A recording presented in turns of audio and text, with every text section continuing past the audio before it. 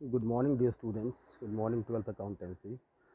बेटे हम चैप्टर 3 और 4 ही कर रहे हैं। आज के करिकुलम में मैं आपको एक बहुत इम्पॉर्टेंट पार्ट बताऊंगा, वेरी इम्पॉर्टेंट। और इसके बाद ये कुछ मैंने प्रैक्टिकल क्वेश्चंस नीचे दिए हुए हैं। पहले मैं प्रैक्टिकल क्वेश्चंस करवा देता हूँ, फिर मैं आपको इसका थीम बताऊँगा। ये comparative statement of profit and loss account है। This is current year and this is your previous year. Sorry, this is your previous year, this is current year. मेरे बताने का मतलब ये है, चाहे प्रीवियस ईयर आगे हो चाहे करंट ईयर आगे हो, सॉल्यूशन में पहले प्रीवियस ईयर जाएगा। ये कई बच्चे गलती कर जाते हैं, थोड़ा ध्यान रखना। सॉल्यूशन में पहले प्रीवियस ईयर जाएगा, बाद में करंट ईयर जाएगा। आपकी जो भी ऊपर स्टेटमेंट हैं उस पर आपने लिखना है। जैसे रिवेन्यू फ्रॉम ऑपरेशन आपका I1 है, कॉस्ट ऑफ मटेरियल कंज्यूम आपका E1 है, अदर एक्सपेंसेस E7 है। इससे रिलेटेड आप सिर्फ पहले कॉलम ए और बी बनाएंगे। ये रिवेन्यू फ्रॉम ऑपरेशन, ये अदर इनकम को ऐड किया, टोटल एक्सपेंसेस को लेस किया और प्रॉफिट बिफोर टैक्स आपके पास आ गया। आपने सब्ट्रैक्शन का एब्सोल्यूट चेंज निकाला और परसेंटेज निकाला। मुझे सिर्फ आपको इसमें ये बताना है कि पहले प्रीवियस ईयर रहेगा, गलती मत करना। सेम इज़ द केस एक और आपके पास PQ है, यहाँ करंट ईयर पहले है। Comparative statement of profit and loss में करंट ईयर पहले है। बेचे करंट ईयर पहले है, लेकिन आपके पास प्रीवियस ईयर पहले आएगा, करंट ईयर बाद में आएगा। ऊपर की रकमें आपने नीचे कॉपी तो नहीं करनी, सबसे पहले कैलकुलेट करनी है। रेवेन्यू ऑपरेशन I1 है, मटेरियल कंज्यूम आपको क्लियर कट दे रखे है। अदर एक्सपेंस है 10% ऑफ मटेरियल कंज्यूम, यानी कि 10% ऑफ 48 लाख बनेगा बेटे। और ये जो चीज़ है ये बनेगी 7.6% of 45 lakh. It is to be calculated. Income tax आपको दोनों साल का 40% दे रखा है, तो आंसर प्रॉफिट आफ्टर टैक्स आएगा, टैक्स काट के।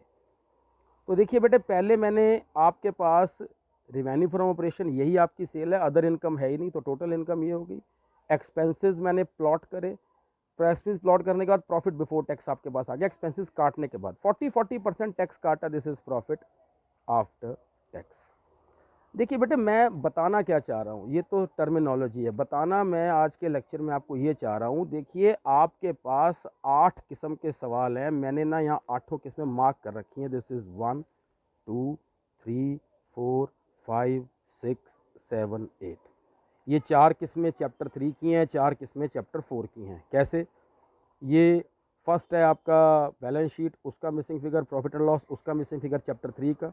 ये है बैलेंस शीट, उसका मिसिंग फिगर, प्रॉफिट लॉस, उसका मिसिंग फिगर चैप्टर 4 का। This comparative statement, this is common size statement. आप लोग क्या करेंगे, आप लोगों को ये सम करना आ गया, इसके जैसे 50 सवाल कर लो, कोई फ़ायदा नहीं है। एडवांटेज है, परफेक्शन नहीं है। आपने मिसिंग फिगर कर लिए, 100 सवाल कर लिए, 100 के 100 सॉल्व हो जाएंगे, क्योंकि आप स्लाइड पे फिसलते जा रहे हैं, एक जैसी किस्म कर रहे हैं। 100 के 100 करने से एडवांटेज है, परफेक्शन नहीं है। जब बंदा प्रॉफिट एंड लॉस पे आता है तो बुक में ही कम से कम 25-30 सवाल दे रखे हैं, क्योंकि आजकल सिलेबस का प्रेशर आप पे इतना ज़्यादा नहीं है। आप इसको सॉल्व करते जाएंगे करते जाएंगे करते, और ये होता रहेगा।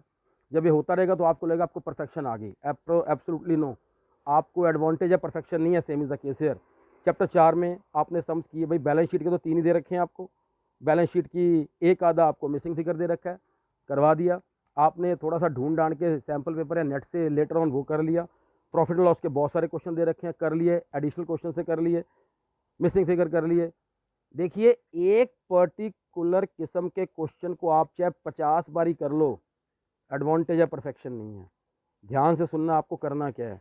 आप एक किस्म के 100 सवाल करने की बजाय मेरे को सिर्फ डेली के 8 सवाल कर लो। यानी कि डेली अगर आप एक सम इसका, एक इसका, एक इसका, एक इसका, एक इसका, एक इसका, एक इसका और एक इसका कर सकते हैं एट अ स्ट्रेच, और आप कंफ्यूज नहीं होते, तो इसका मतलब ये है कि आपको हर वेपन को एक साथ चलाने की आदत है। आप कंफ्यूज नहीं होएंगे। आपको मैं इस चैप्टर की हिस्ट्री बता देता हूँ। ये क्वेश्चंस आपको इजी लग रहे हैं, और भाई 50% बच्चों के पूरे नंबर इसमें नहीं आते। 50% बच्चों के इसमें पूरे नंबर नहीं आते। जब पूरे नंबर नहीं आते तो वो क्या करेंगे, जब पूरे नंबर नहीं आते तो वो क्या करेंगे, वो क्या करेंगे, उनको लगता है ईजी है। वहाँ जाके शुरुआत ही सबसे पहले वो इस क्वेश्चन से करते हैं। जैसे ही वो इस क्वेश्चन से करते हैं, होता क्या है, कॉमन साइज में मिक्स कर देंगे कंपैरेटिव, कंपैरेटिव में कॉमन साइज। अब आई हो कंपैरेटिव, आई हो कॉमन साइज, उन्होंने तो माइनस करना ही करना है, जबकि कॉमन साइज में माइनस होता ही नहीं है, क्योंकि उनको ये करने की आदत है, इसके अंदर उठा के माइनस कर देंगे। मिसिंग फिगर सॉल्व करना था इसका, पता नहीं लगा, माइनस कर करके इसका सॉल्व कर दिया, ये कन्फ्यूजन है।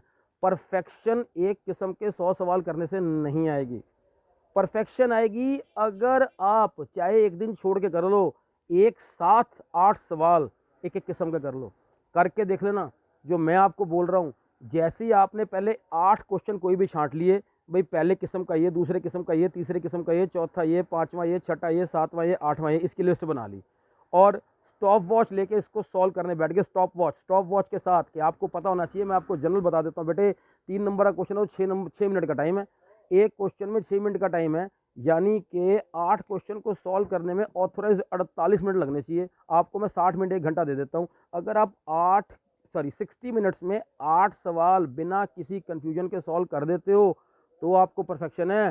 कापियाँ भर दी आपने एक किस्म के सवाल से, आप किसी भी केस में एग्ज़ाम में क्वेश्चन नहीं कर पाएंगे।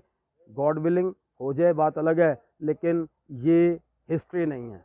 दोबारा सुन लेना, आपने करना क्या है, 8 किस्म के सवाल की एक लिस्ट बना लेना कि आपने आज सिर्फ ये 3, 4, 5, 6, 7, 8 ये सवाल करने हैं। चार्ट के सामने लिख लिए कि इसका पी क्यू ये, इसका पी क्यू ये, इसका पी क्यू ये, इसका पी क्यू ये। सपोज आपको किसी एक किस्म के सवाल का पी क्यू आप सारे कर चुके हैं और इस स्लॉट के पी क्यू आप पे बचे ही नहीं, और नहीं बचे ना तो जो कर लिया उसको दोबारा कर लेना। मेरा मकसद आपको नॉलेज देना या मेरा मकसद आपको उसकी पर्टिकुलर टेक्निकलिटी बताना नहीं है।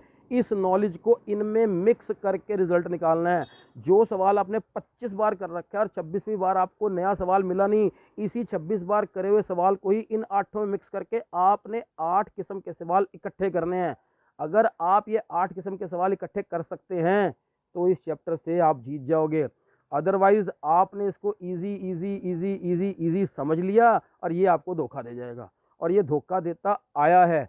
वे क्यों धोखा देता आया है? क्योंकि लोग वैसे नहीं करते जैसे मैं कह रहा हूँ। लोग अपने हिसाब से करते हैं, सॉल्व करेंगे, फिर करेंगे, इसको करेंगे और सोचा मेरा तो बहुत अच्छा काम हो गया, आज सारे इसको करेंगे। ओ भाई, एक दिन आपने इसको किया, एक दिन आपने इसको किया, एक दिन आपने इसको किया, एक दिन आपने इसको किया, जब यहाँ पहुंचे तो ये भूल गए, जब यहाँ पहुंचे तो ये भूल गए, यहाँ पहुंचे, और ये गलत है, ये सारा गलत है। आपको एक बार सारे किस्मों के सवाल पे प्रैक्टिस कर लेनी है और उसके बाद आपने सिर्फ 8 किस्म के सवाल की लिस्ट बनानी है। उस लिस्ट को इकट्ठे 1 घंटे में 8 सवाल सॉल्व करने हैं। अगर आप 1 घंटे में 8 सवाल सॉल्व कर लेते हैं, फॉरगेट, समझ लो परफेक्शन आ गई। ऐसे ऐसे आपने 5-7 सेट सॉल्व कर लिए, समझ लो आपको परफेक्शन आ गई। लेकिन अगर आपने एक किस्म के सवाल सॉल्व किए, बेटे परफेक्शन नहीं आएगी। थीम आपको पता लग चुका है। सपोज आपको एक टाइप का सवाल आपके पास नया नहीं है, वह जो भी सम है वो आप कर चुके हैं। अगर कर चुके हैं, दोबारा से उसी सम को उस 8 क्वेश्चंस की लिस्ट में डाल के लिस्ट को पूरा करके सेट को पूरा करना है, ताकि परफेक्शन चाहिए हाथ को। क्योंकि इसमें करना क्या, माइनस प्लस ही तो करने हैं, कंफ्यूजन नहीं चाहिए। इसलिए करा हुआ सवाल चाहे दोबारा कर लेना, लेकिन ये ना सोचना कि मैंने सारे कर लिए। So this was the lecture of practical of chapter 3 and 4. Chapter 3 and 4 practical with this terminology is over today. अगले लेक्चर्स में मैं आपको चैप्टर 3 और 4 की थ्योरी बताऊंगा बेटे। उस थ्योरी के अकॉर्डिंग आपको इसकी प्रैक्टिस करनी है। थ्योरी बहुत इंपॉर्टेंट होती है बच्चों के पास। बच्चों को कंपैरेटिव कॉमन साइज का क्वेश्चन तो सॉल्व करना आ जाता है, पर वो कई बार क्या उसको थ्योरी को वाइप आउट कर देते हैं। मान लो व्हाट इज़ कंपैरेटिव आ गया, या एडवांटेज ऑफ कंपैरेटिव आ गया, या आपको ये पूछा जाए why comparative, why common size, where is common size suitable, where is आपका कंपैरेटिव सूटेबल। इन क्वेश्चन का आंसर कई बार बच्चा नहीं कर पाता। तो अगले 2 लेक्चर्स में आपके जो हैं चैप्टर 3 और चैप्टर 4 की थ्योरी के लूँगा। Just do with these practicals by these days. That's it.